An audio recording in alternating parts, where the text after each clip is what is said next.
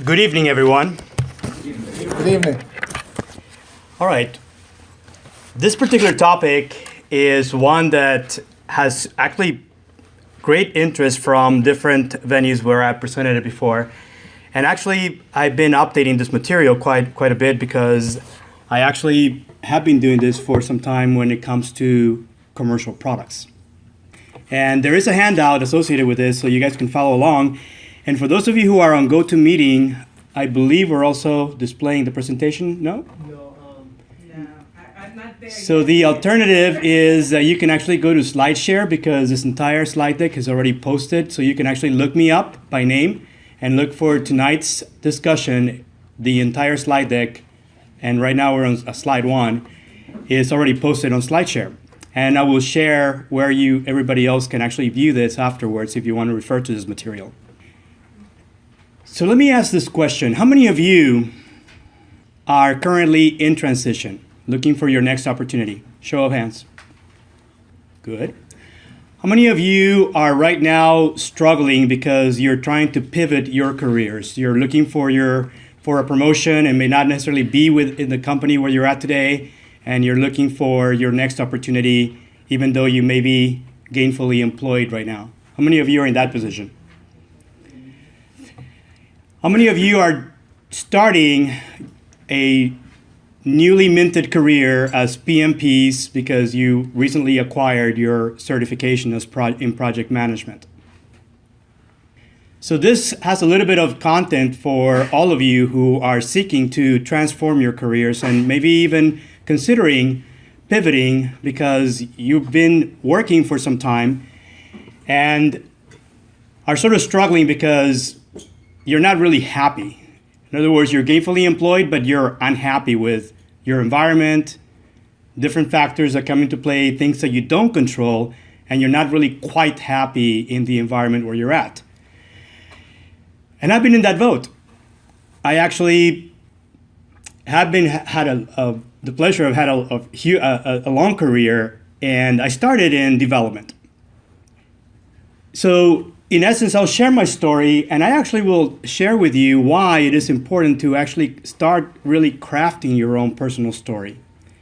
And the fact is that this story is all about really understanding, how do you present yourself when you are meeting someone new, and sharing things that are relevant to who you're talking in a way that they remember who you are and what you do.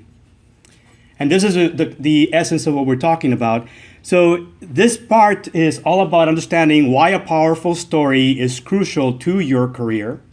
And number 2 is I'm going to be sharing some tips on how you can actually craft or improve your own personal story based on developing your own personal brand.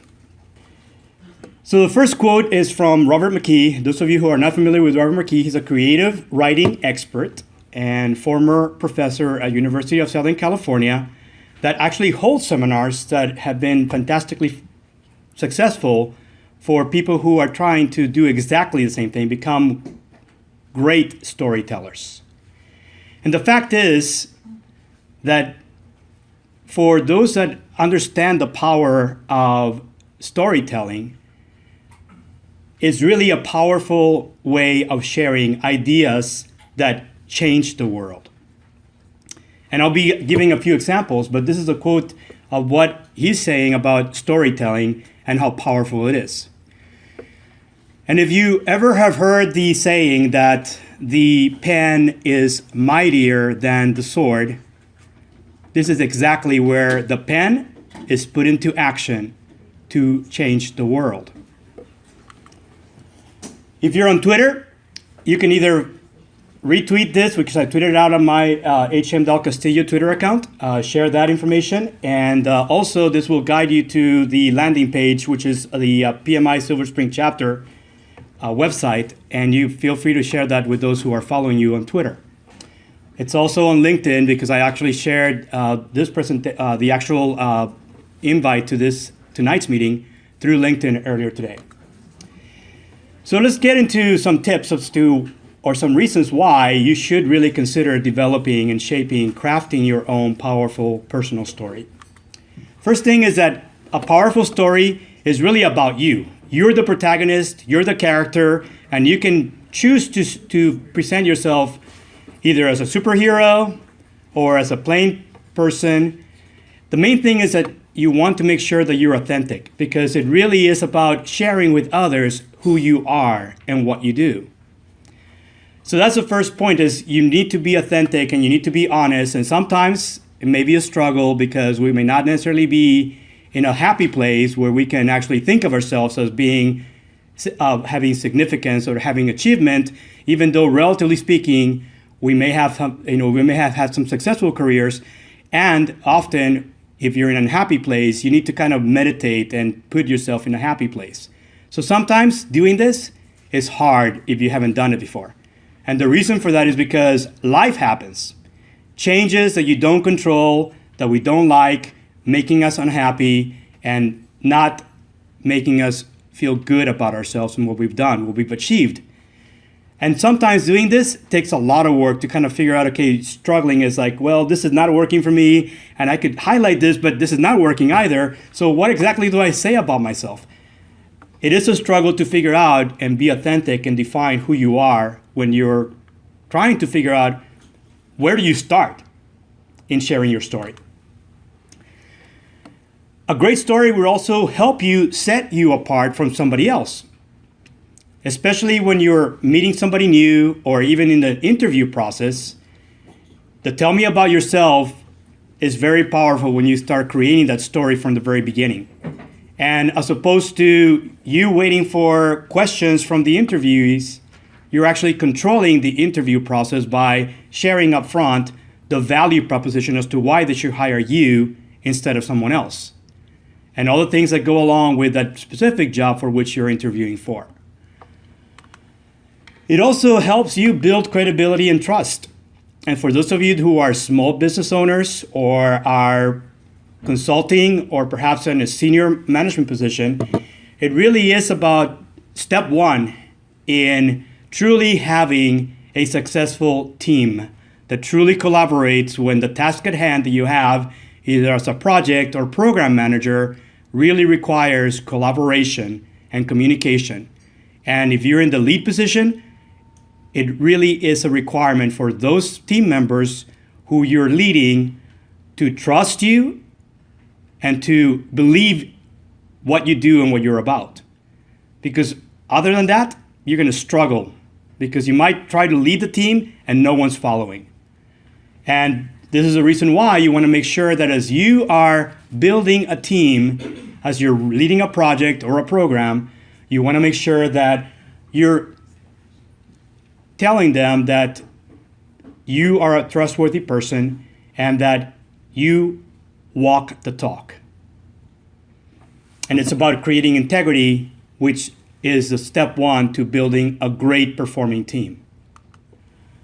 It's also about establishing your reputation as a thought leader, as an innovator, as somebody who gets things done in projects. And often it's about sharing your experience, your knowledge with others, as opposed to you holding on to knowledge and not sharing it with others. Once you start sharing your knowledge, you will find out that a lot of people will actually open up and naturally start trusting you and start thinking about you as a thought leader, as an expert who they can come to and confide in when they're struggling with a challenge that they can't see past that challenge. And it's also a great way to express your unique value proposition. The reasons why you really belong where you're at, or the reasons why they need to hire you into a position that you're currently interviewing for. It's a great way to convince people that this is the best, that you're the best person for the job. It also, in the struggle that you're going through on a personal level, in defining who you are and sharing, figuring out how you're going to share your story about your accomplishments, your achievements, your results, that the process of doing that and going through the struggle of doing that will actually build your self-confidence to the point where if you feel like you can't do it and then you do baby steps, that builds up your self-confidence. So that's kind of like of a more personal effect when you're not feeling very confident about your abilities, your results, your accomplishments. When you start comparing yourself to others, you really find out, hey, I've gone a long way. I may not necessarily be perfect, or successful in my terms, but at least I've achieved a lot over time. And it also helps you create a meaningful, powerful first impression when you're meeting someone new. Regardless of whether you're interviewing or looking for a new position, I find that now as I've been able to share my story, and as I worked on specifically, the way that I would present myself when I'm in front of different stakeholders, now they're coming to me.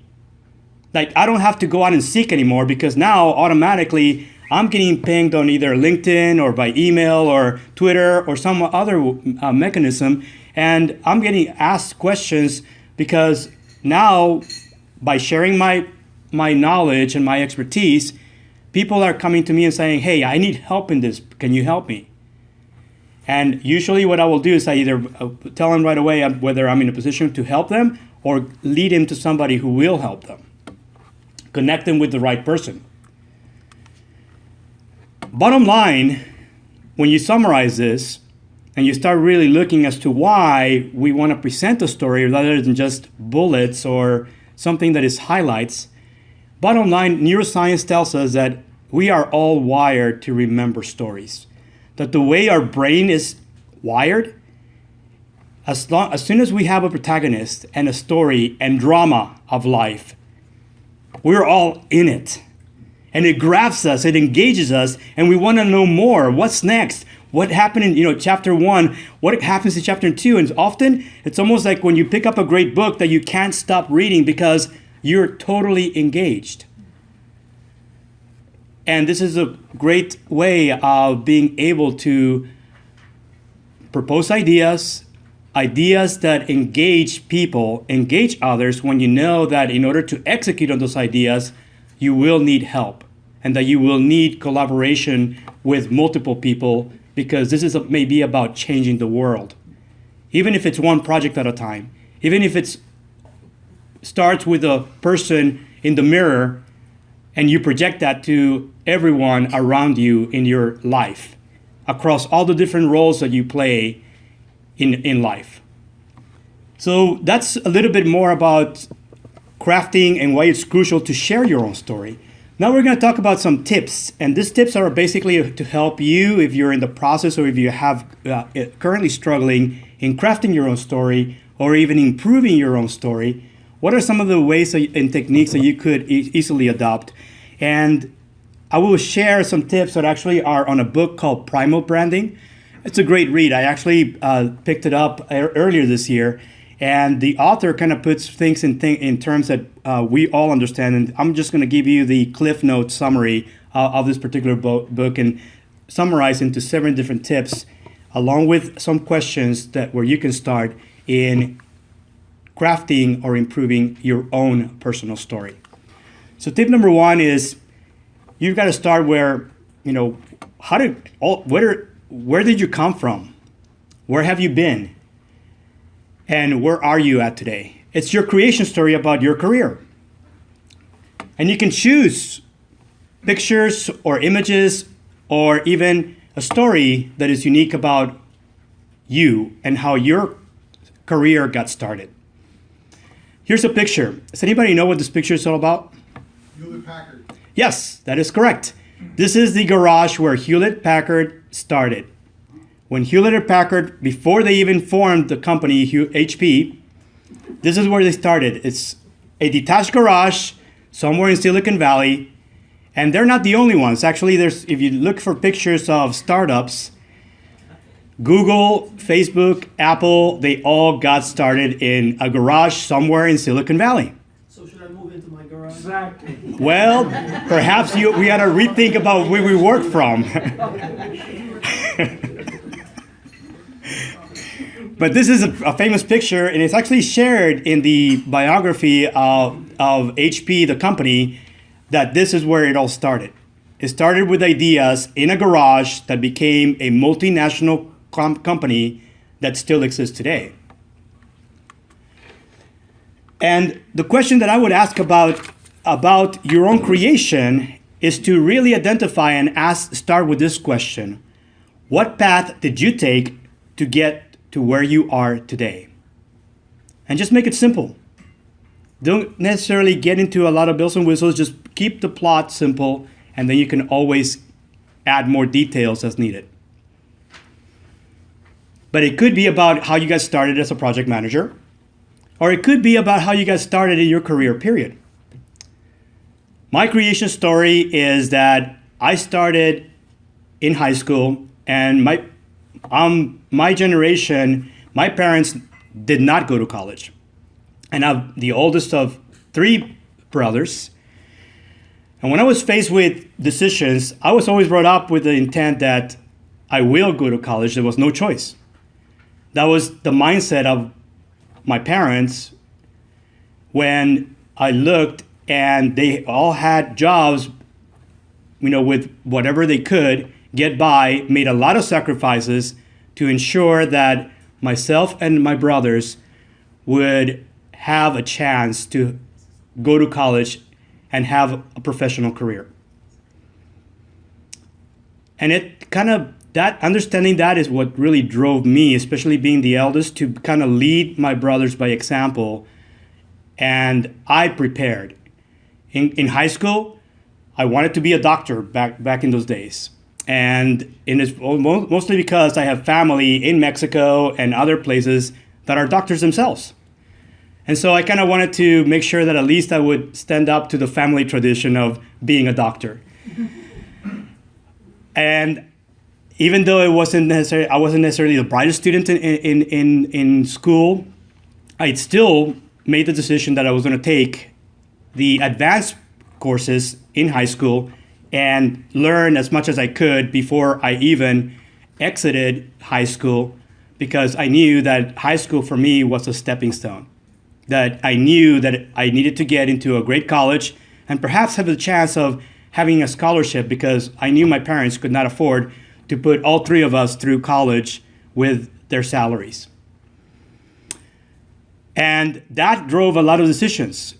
I actually started working before I even graduated from high school. And I was driven to learn, because I found as I started working, it was great to have a little bit of money, be able to save some so that I could start planning for college. Because I knew that my parents were not going to be able to afford to put me, and then later on, my brothers who were following me by about 2 years, a 2-year gap. And that really drove me. When it came to the time of making decisions as to what I wanted to do, I started really looking for practical careers, the ones that I could very quickly start working and earning great money. And as I started talking to counselors and starting applying to schools, I had taken a lot of math, a lot of science, and a lot of the biology courses, because I really was driving towards being as prepared as possible to be in medical school. But when it all came to make a decision as to what I really wanted to do, I knew that naturally math became easy for me. I had taken calculus before I even graduated from high school, and granted, I wasn't making the best grades, but I enjoyed the stuff. And it wasn't about me making the grade, it's about me starting to learn exactly what this was all about and what it was for. So after talking to several of my counselors and applying to the local school, has a great engineering department, and I decided to go into electrical engineering. When I told my parents that I was going to be majoring in electrical engineering, they thought, great, you can fix a refrigerator now. So that's the story of my creation of my career, because from there, it just basically became a technologist and was in R&D for a long time, and eventually started working as a sophomore before I even graduated. I started doing summer internships to be able to earn money that I can save so that I can pay for the rest of my college years. I worked for companies like Arco in Long Beach, California as an intern. Later on, went to Texas Instruments in Dallas, Texas, when TI was big at the time, not just making calculators, but actually had huge defense contracts, because they were a defense contractor, and they had a lot of great technology that was coming out of Dallas, Texas. And eventually, I ended up at Lawrence Livermore Laboratories, doing great work for DOE. And eventually, when I graduated with my master's, I ended up at Jet Propulsion Laboratory, NASA, in Pasadena, California. And I spent my time there for about 11 years, doing great work, working for incredible people with great brains, astrophysicists, that really were the collaborators and competitors with Stephen Hawking and Carl Sagan and others. And I was really enjoying that. Let me move on to creed. Number 2, creed. What is creed? Creed is about values. Think about it as being your own personal constitution that states what values attract you. And the question that you should be asking yourself as you talk about creed is, what values do you hold closest to you? Is it about happiness? Is it about having freedom? And what sort of freedom? Is it about sharing with others? Is it about being close to family and being able to share and enjoy the present with family? These are all things that could vary. You need to identify your own values and make sure that you are sharing those in your own story. The next one is icons. And icons is really about figuring out what are the things that you want people to remember you by. Perhaps it's a slogan. Perhaps it's a motto. Maybe it's a song. Here's an example of Nationwide. How many of you actually have seen those Nationwide commercials, primetime, with Peyton Manning? They don't even say any words, just captions, different instances, and what is he doing at all times? Humming the jingle associated with Nationwide. They don't even mention the company Nationwide. They're just, the jingle. This is all part of branding. You can choose whatever icon you want, and it could be a song, it could be a motto, it could be a slogan. Choose something that represents you. Rituals. And rituals is all about understanding what are those great habits that you have that have made you successful.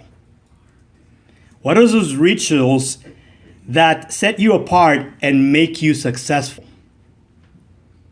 For Serena Williams, I was rooting for her for the first time she's about to break the record of 4 Grand Slams in 1 year. Being at the top once again after all the struggles that she's had as an athlete, in her fitness level because of health issues. And the fact that she strives so hard to be on top once again. And the ritual for her, if you have ever seen her play, is that every single serve, she will bounce the ball 5 times. No more, no less than 5 times before she actually serves the ball. Good or bad, that's a ritual. And it's become a staple for her, especially now where she's back at number 1 and competing at that level. Pagans. Pagans are symbols. Symbols that you choose what persona, what character, what avatar you're going to be in whatever your story is. Here's an example. PC versus Mac. You remember those commercials? They didn't even have the actual products. They just had these characters, PC and Mac, doing all these weird scenes. And in essence, what you should be asking in order to figure out whether you want to build this into your story is, what role do you play to your customers, to anyone that you want to influence in life? It doesn't necessarily have to be about your career. It could be about people that you work with, but it could also be about other roles in your life. As a parent, as a son, as a daughter. It could be about life itself. And you can choose a different persona based on the role you're playing in your story. Sacred words. Sacred words is about something that represents you. And this could be a slogan, like the Just Do It slogan for Nike, or it could be a motto. This could be something that you could do, something that people can remember you by. In my brand, I have chosen to actually put together a slogan just using the simple rules of 7 words plus or minus 2, because that's what people can remember for the long term. My motto is that I help transform products into wealth for companies. That's my career slogan. It's not for people, it's actually for the executives and managers of companies that I work for, because they understand the power of creating products that lead to margin and wealth for organizations, because that is the lifeblood of a successful company. And my clients are executives and senior managers that need help in getting results from the products they have, or products that are currently in development. And they know that they've done different things before, they've seen that movie again and again, and they're not achieving very good results. So I basically come in and assess what's going on, and I help them ensure that whatever products are in the queue are successful in the marketplace. So this is another strategy, and the 7th strategy. The other one is you can choose to become the character. Who do you consider a leader? And what kind of leader would you represent? Are you going to be a superhero? Are you going to be the villain or supervillain, the arch enemy of somebody? You can choose. Here's my leader, Bill Gates. And I contrast Bill Gates to Steve Jobs, that everybody fantasizes about. And I really consider Bill Gates to be a much better leader than Steve Jobs. And here's the reasons why. Both very successful startup companies that became multinational companies.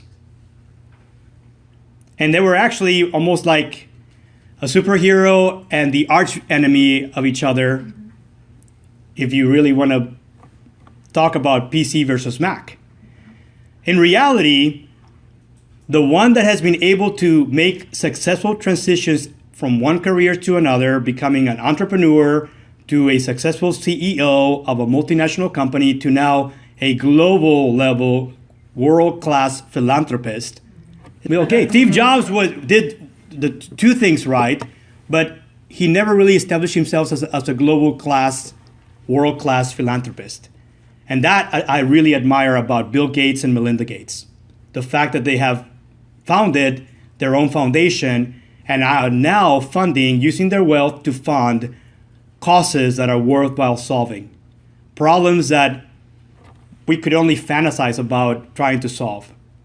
And they're focusing on things that are practical, not for perhaps the average citizen in US, but to do good around the world. And for that reason, he is my hero, along with Melinda Gates, because of their foundation and all of the causes that they're funding. So those are the 7 different tips that you can choose to adopt.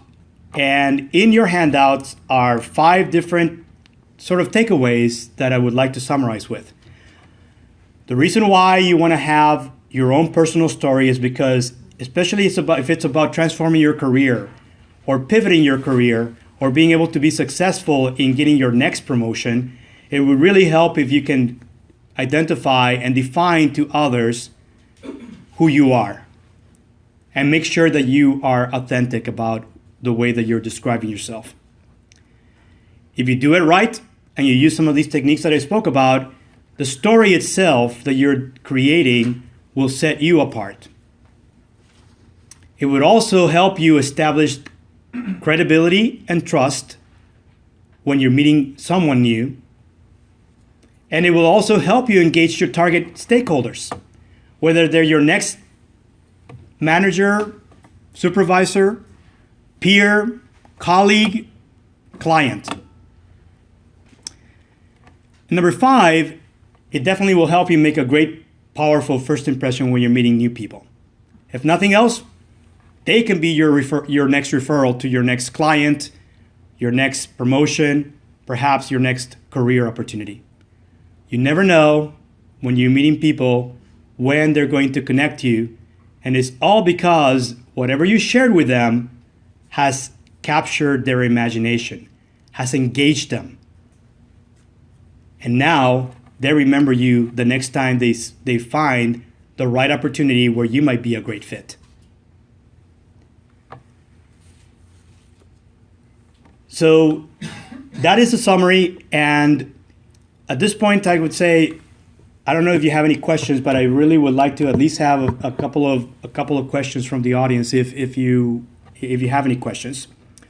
I really want to say that right now, as I started my career thinking that I was going to become a doctor, and actually dipped a little bit into biomedical engineering at the very beginning at the graduate level, I realized very quickly that it was a very long career and very little ability to have good income as a medical student. And that's been really the struggle of anyone who has decided to become a doctor. Here in the US, 12 years of school after high school. Total of 24 years of education when you add it all up. That is a long time. And in the meantime, you've got very low income. So unless you're in a good position where you have a trust fund, or parents who are able to afford this, or a combination of getting great scholarships, it's a long, hard career. But now that I have begun working as a consultant, I have actually started focusing on helping entrepreneurs get started. And I started this and made a decision to shift my career in not only helping executives and senior managers in mid-market and large enterprises, but also helping out those that were just struggling trying to start up their own business. Because many of them need a lot of help. Question? Yeah, I've got a question. You did a pivot, right? So Yes. What was the epiphany moment where you figured out that you needed to pivot? There have been several pivots. That's a great question. Several pivots. What the first one? So this is one of the ones that kind of went round trip.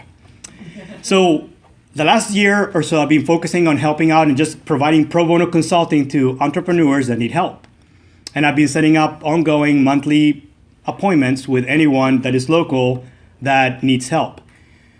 I actually met Jeff back in July of this year, and we started a conversation. Found out that he's here, came from Pasadena with his family because his wife is a doctor doing a surgery internship, and the only place that selected her around the nation was MedStar in DC. So they had to move. And that career to become a surgeon, specialty, it's another 5 years. With some salary, but hours of, they're working, her shifts can be actually 36 hours or more. And here they came, the two of them with 2 kids, and he had to leave his career to come out here for her to continue her career when they have no family, and he's playing dad to the 2 kids because dad and mom, because mom is working crazy hours. We started talking, and he was actually in a role where he was actually looking at commercialization of ideas that come from NASA JPL, where he worked. So we started talking. I said, hey, I also was at NASA for some time. So we started talking, and after a while, he actually asked me, I really have been thinking about my only option is to start my own company and start this idea, which I have been working on. Long story short, we now co-founded a company called vSense Medical Devices, and it is technology that we're applying into healthcare.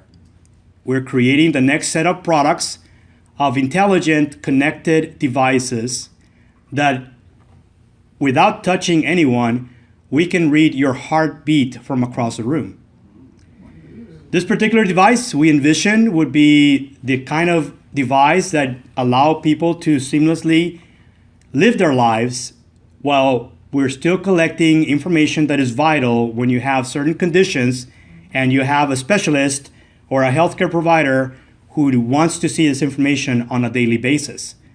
No need to connect, no need to do anything else except just go about your life, and we will provide that information as needed to your healthcare provider. It's a great thing. Right now, I've been having fun of working very long hours to put together our prototype system, which is Peter. And I've been working with Peter along with other people, and it's giving me an opportunity to really work closely, not just with Jeff, but also other people that I've actually have met in the last few years where we do need help, because this is actually a project where we're taking this idea that was a radar solution using low power radio FM waves and be able to read reflections and be able to sense it, do a lot of number crunching in essence that will actually allow us to scan without touching subjects, and we can get respiration rate and heartbeat. And we envision that this will be only the start of smart connected devices that will be touchless. And if you guys are, sort of like from a previous generation, and I won't give away my age, but if you're a Trekkie and you've been the original Trekkie fan, and you remember Dr. McCoy, Bones, with a tricorder, this is exactly what we're talking about, a tricorder. And the technology is there today. Simple fact. It's just that the fact is that right now, applications have been in other fields. We're now repurposing those type of technologies to create the next generation of medical devices. So that's my story.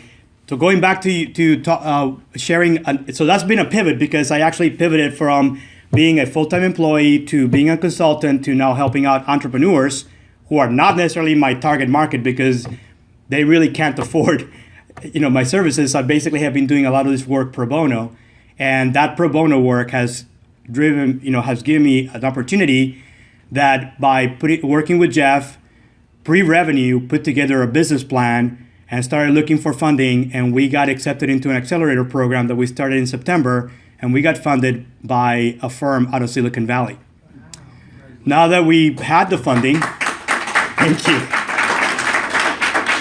So I'm actually heading to California with Peter and Jeff next week to actually do a couple of demos on investors, because we know that we are looking for the next level of investment to continue the company. And things are looking really good right now. I can only say that with the kind of people that we've been able to get involved, it's incredible the fact that now I'm starting to connect all those things that I've been doing and meeting new people, and they're really starting to pay off. Yes. You got security engineers on your team? So the answer is yes, we will need security, and there's a lot of already platforms that are HIPAA compliant, and we will need that before we go to market. And in essence, right now we're working with actually Phil, who's our architect, to make sure that our solution will be a cloud-based solution that is secure. But in essence, we will need to build all those things. Any other questions? Yes. Hector, regarding the personal story, when in an interview situation, how much depth or how long should you go into this elevator speech to convey it correctly? So it all depends on how many floors that building is. What I do and what I recommend is that you actually have a portfolio of elevator pitches. Kid you not, I'm right now today teaching a class today and tomorrow that is about product marketing, and we actually talk about the process of developing your messaging platform, of which the elevator pitch is only one of several elements. But when it comes to developing an elevator pitch, it's actually a set of elevator pitches, because you must be prepared to have a 15-second, 30-second, 45-second, 90-second, 3-minute, 5 minutes, and beyond. Because literally, you really don't know who you're going to be bumping into at an elevator, a coffee shop, at a restaurant when you're meeting someone new. And you find that sometimes you really have to be prepared to hit the mark. Because once you know who you're talking to, and how they fit into your vision as to where you want to go, you can pitch the right thing, and that's very powerful. People will remember you. That's just for that. Yes. My question is similar with the personal story. I'm a creation story, but then the other parts of it, the icons, the pagans, the whatever it is. How do you, for people who are transitioning, looking to stand out, in an interview, how do you put all of that in there? Or you just, I can't envision going in and singing a jingle, that I made up about myself, and then, don't remember me as there's the guy. That's a great question. Well, what I start is I keep it simple. I actually continuously look at opportunities to update my resume, because the messaging platform, whatever it is, it's going to get deployed somehow. And usually will get deployed in things that are usual part of your search process, like a cover letter, a resume. But before you can even present all that, you actually have to repackage that same information in different ways and actually deploy it through your LinkedIn profile, for example. How many of you have a LinkedIn profile? You know that my LinkedIn profile today, I'm connected to over 2,000 individuals directly, first, which gives me access to, I think it's over 60 million people worldwide. And I use that heavily because my summary in my profile is always changing. The reason why is because I use that as being my first primary target of people who actually are searching about me will see my profile first before they even approach me. And so I put in my summary, I take full advantage of the 2,000 words that you're limited at to actually put everything that I share, because I know that I'm usually have maybe 2 or 3 different types of stakeholders that I'm targeting in my summary. One of them is about my next opportunity, my next set of clients. And so that's number one, is it gets deployed in LinkedIn. And then there's consistency when you look at my image, which is my photo on LinkedIn. I use Twitter strictly for business, not for social. And everything that I'm tweeting or retweeting is about what I do. And it's the same picture that I'm using, same description, same slogan between my Twitter account and my LinkedIn account. And I'm not a Facebook user, but if I was, I would clearly say Facebook would be for one thing and one thing only, and that is whatever is going to create revenue for me. And I would make it in such a way that I would align it very closely to either my own personal website, which I also have, and it's all based on my LinkedIn profile. So everything starts from my summary, and people, if they're interested, they actually will scroll all the way down to see all my different careers. And I will also include a lot of the work, whether I'm getting paid or not. I will actually include that in LinkedIn. Things like, being the marketing director for Project Management Day of Service. These are all things that even though I'm not getting paid, you never know who's actually going to read that information and will need help at some point in doing something similar that may lead to an engagement, may lead to the next opportunity. Something you said just triggered something. You update your summary frequently. I think every time you update your summary, all your contacts get notified that your summary was updated. You can turn that off.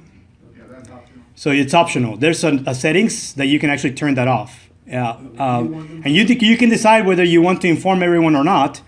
I choose, because I do this on an ongoing basis and may not necessarily want to be paying that type of attention. I just let it, because I'm mostly looking at inbound communication. Those that are searching for something, and I know that I've got to include certain keywords that are critical for the type of opportunities that I'm looking for, and that I'm also sharing my values and the results of everything that I've accomplished for specific roles.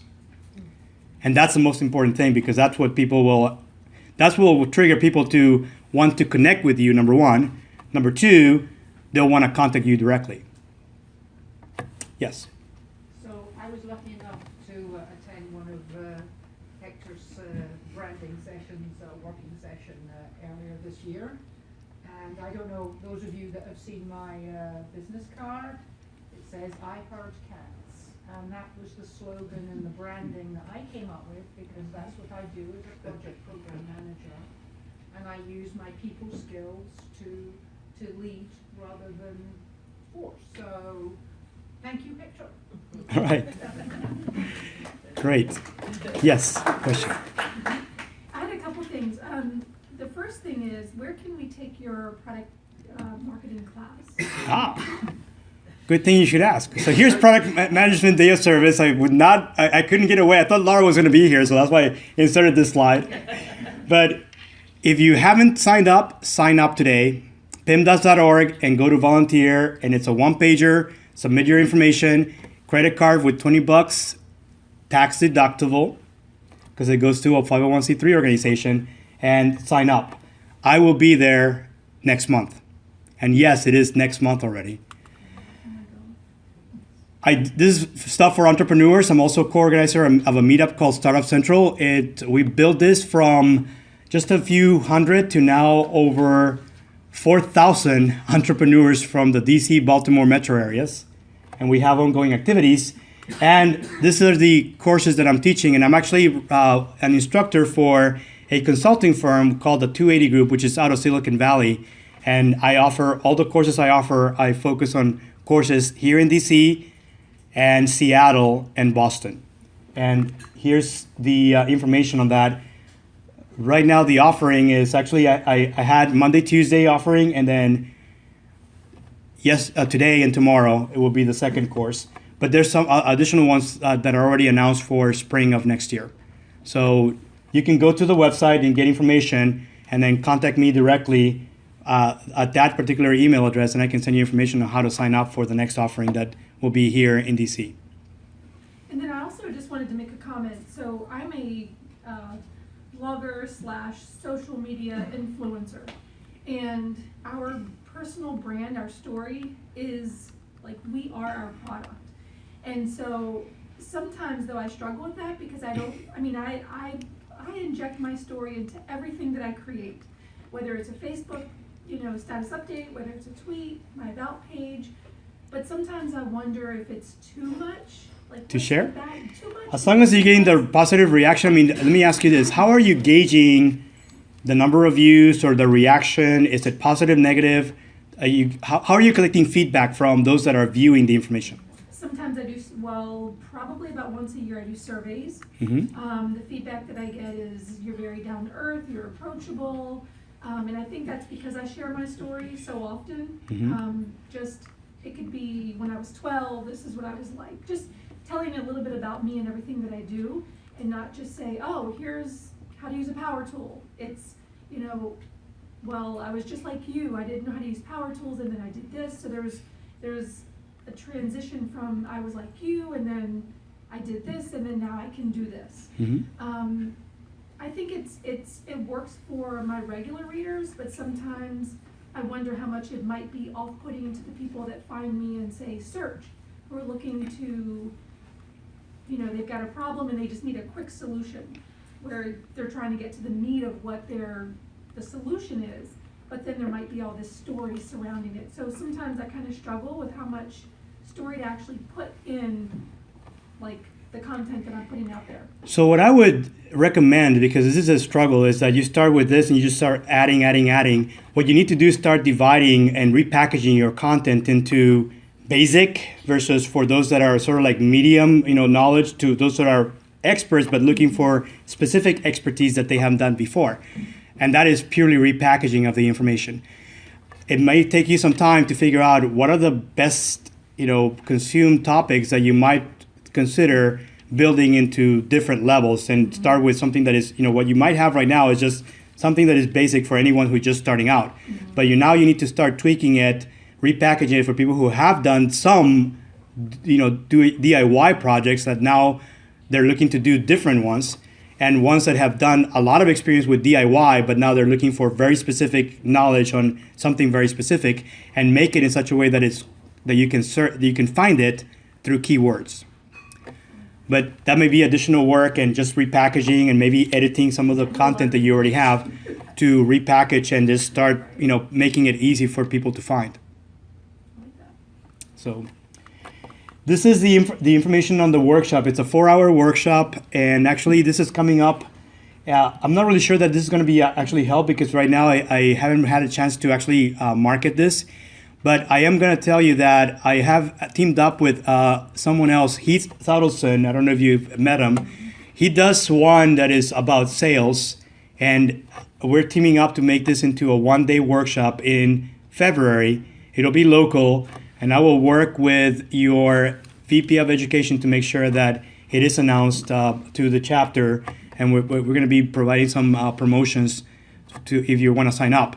It'll be a full day, 8 PDUs, and it will contain this content that I will do on my own as part of the one day that will walk you through how to go about developing your own personal brand and get into the how-to of these techniques.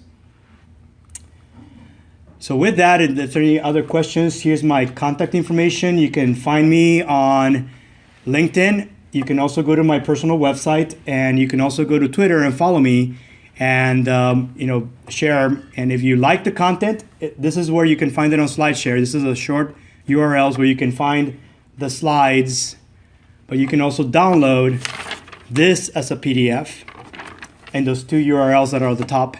And if I didn't have a chance to include it in your handout, but you can write it down and go there, or you can find me on SlideShare and you'll find the information.